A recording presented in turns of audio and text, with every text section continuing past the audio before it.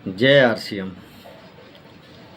हमें गर्व होना चाहिए कि हम एक ऐसे अभियान के सिपाही हैं जिसका उद्देश्य है नए भारत का निर्माण। जैसे ही यह शब्द आता है वैसे ही सवाल भी आता है कि नए भारत का निर्माण का मतलब क्या है। इसका सही और पूर्ण जवाब हम आरसीएम प्राण गीत के रूप में जान सकते हैं। एक मूल्य आधारित समाज की स्थापना जहां हर कोई एक दूसरे को खुशियां देने के कारण बने। बहुत सारे साथी मिलकर लगातार उस माहौल का निर्माण करें, उन परिस्थितियों का निर्माण करें, सच्चाई व ईमानदारी से सिपाही बनकर कार्य करें, यह संभव हो सकता है।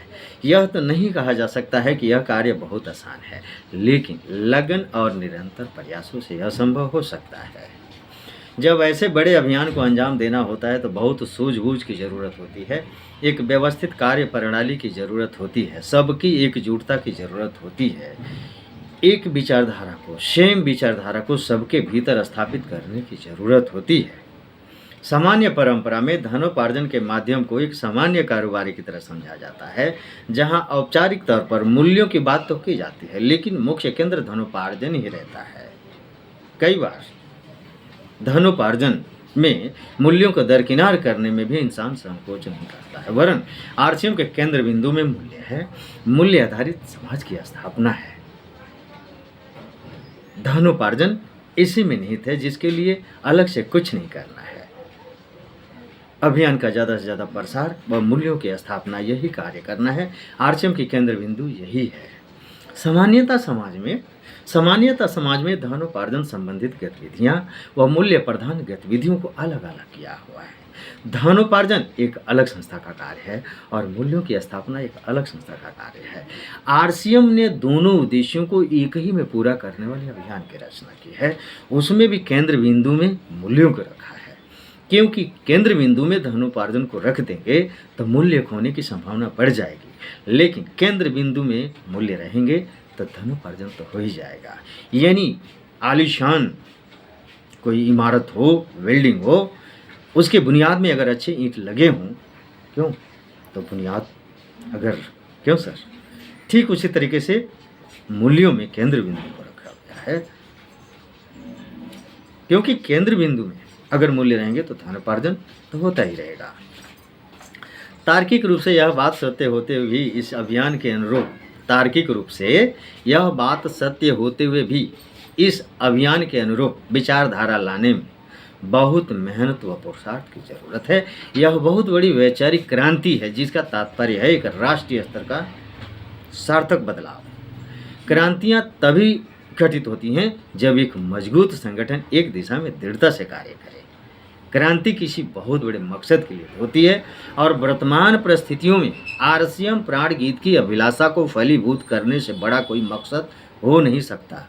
यह क्रांति यदि होगी तो इन विचारों को आत्मसात करने से होगी, इस मकसद को शीर्ष में रखने से होगी।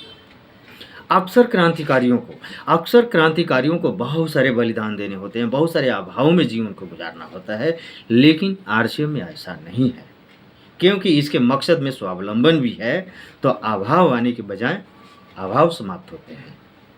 इसमें यदि बलिदान देना है तो सिर्फ कुछ कमज़ोर आदतों का, कुछ कमज़ोर धारणाओं का और नकारापन का।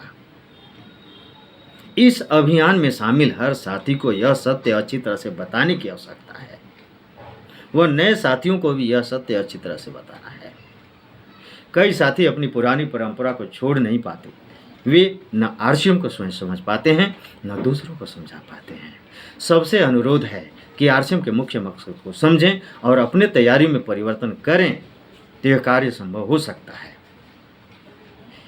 यह तो हम समझ ही चुके हैं कि आरसीएम एक ऐसा अभियान है जो सभी से अलग है, तो इसकी प्रस्तुति, इसकी शब्दावली, प्रस्तुति का तरीका, इसमें कुछ खास बातों का ध्यान रखना होगा, तभी हम इस देश की खोई हुई गरिमा को पुनः वापस ला सकते हैं और अपने महापुरुषों को फिर पुनः इस दुनिया में कुछ ऐसा कर सकते हैं कि पूरी दुनिया एक बार फिर भारत के धरती को नमन करे और महसूस करे कि वाकई यही वो पावन पवित्र धरती है जहाँ पे महापुरुषों को इतनी बड़ी खजाना है।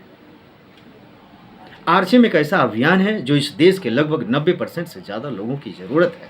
यह उनकी मदद के उद्देश्य से तैयार किया गया अभियान है, लेकिन यह सत्य उनके सामने ठीक से प्रकट होना आवश्यक है, तभी वे इसकी वास्तविकता को समझते हुए सक्रिय रूप से समूह विस्तार में रुचि ले सकते हैं।